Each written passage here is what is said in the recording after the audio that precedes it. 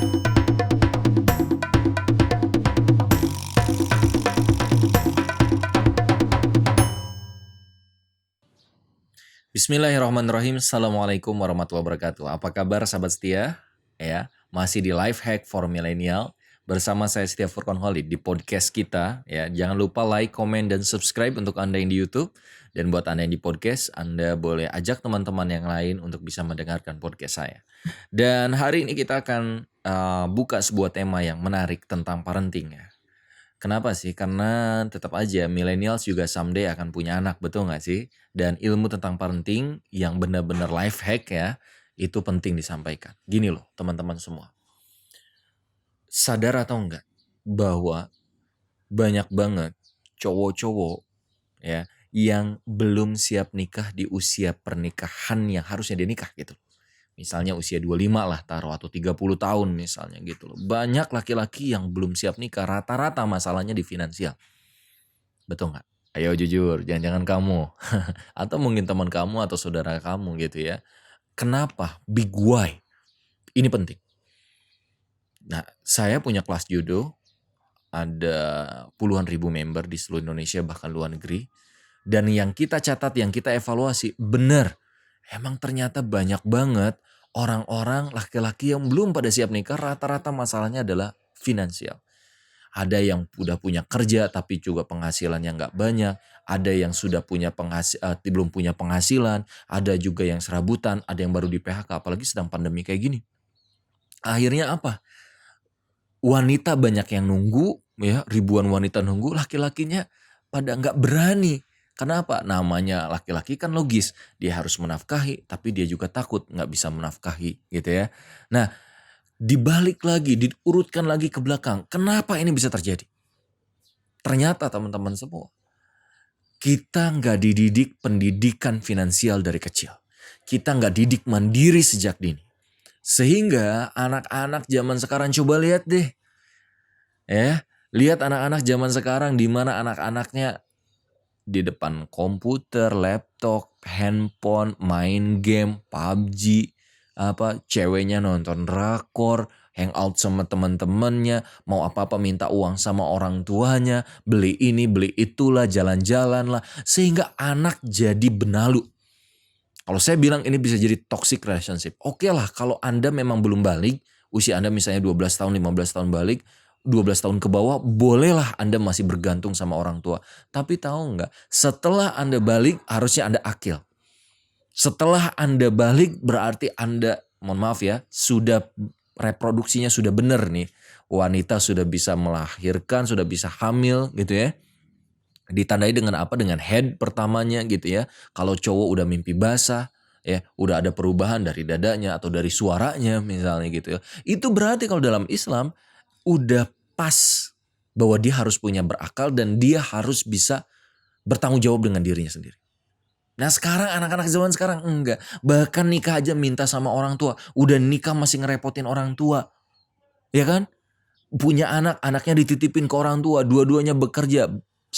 Sambil dua-duanya bekerja juga. Bekerjanya gak jelas juga. Penghasilannya juga gak jelas juga. Orang tua akhirnya dijadikan babu. Nauzubillah. Kenapa ini terjadi? Karena sekali lagi, orang-orang tua tidak mendidik kemandirian. Saya punya 3 anak, laki-laki semuanya. Fatih 8 tahun, Haikal 7 tahun, dan Saif 3 tahun. Kami dari kecil mendidik mereka mentalitas untuk jadi orang yang peka, mandiri. Mulai dengan apa? Practical life.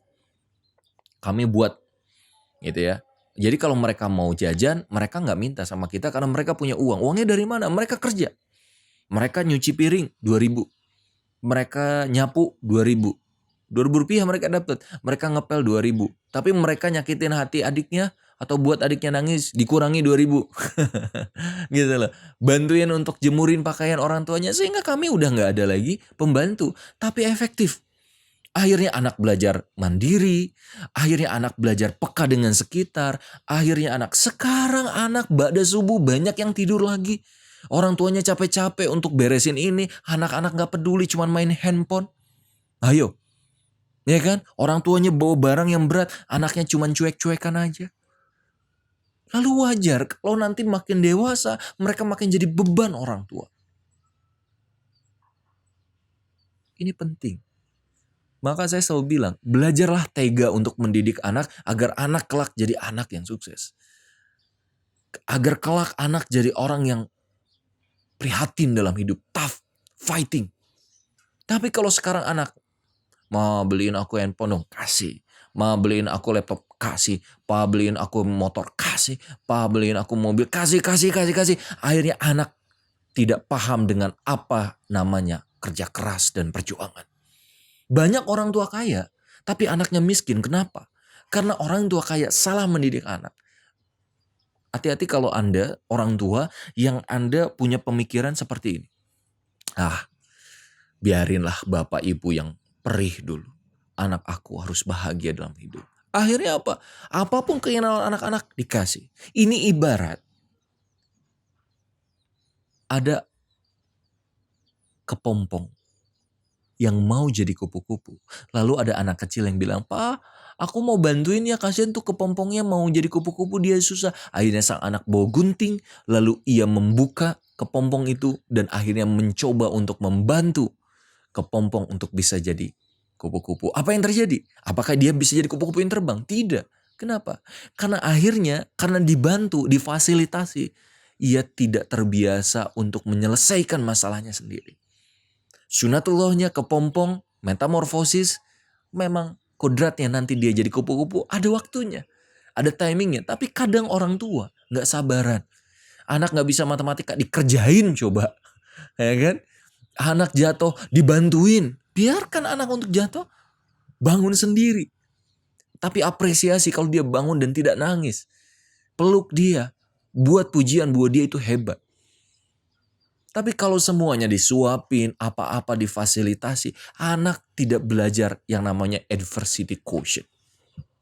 Coba Anda bisa googling, apa itu adversity quotient? Adversity quotient adalah kemampuan untuk menyelesaikan masalahnya sendiri, untuk bangkit dari kegagalannya. Dan ini penting. Seringkali fasilitas justru melalaikan. Seringkali kekayaan orang tua justru membuat anak akhirnya jadi anak yang tidak mandiri.